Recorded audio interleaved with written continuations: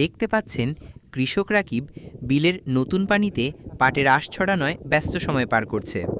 অন্য কোনো দিকে তার নজর নেই, যেন চোখের সামনে পাট নয় বরং নগদ টাকা জ্বলজ্বল করছে। পেছনের প্রাকৃতিক সৌন্দর্য যে কারো মন কাড়বে অনায়াসে। আকাশে সাদা সাদা মেঘের ভেলা, যেন শিমুলতুলা উড়ে বেড়াচ্ছে দল বেঁধে। নিচে বিলের নতুন পানি মুক্তার দানার মতো চকচক করছে। এই অপরূপ সৌন্দর্যের লীলাভূমি হচ্ছে আমাদের সানিকাভাঙা বিল। এটি পাবনা জেলার চাটমোহর থানার ডিবিগ্রাম ইউনিয়নের খৈরাজ গ্রাম ও আশেপাশের কয়েকটা গ্রামব্যাপী বিস্তৃত। বর্ষাকালে এই বিল যেন পূর্ণ যৌবন ফিরে পায়। এ সময় পানিতে পূর্ণ হয়ে ওঠে এই বিল। সেই সাথে অসংখ্য প্রজাতির দেশি বিদেশি মাছে ভরপুর হয়ে ওঠে, যা অসংখ্য মানুষের জীবিকার মাধ্যমে পরিণত হয়। বিলের পানিতে ফুটে থাকা শাপলা ফুলের দিকে তাকালে আপনি চোখ সরাতে পারবেন না সহজে।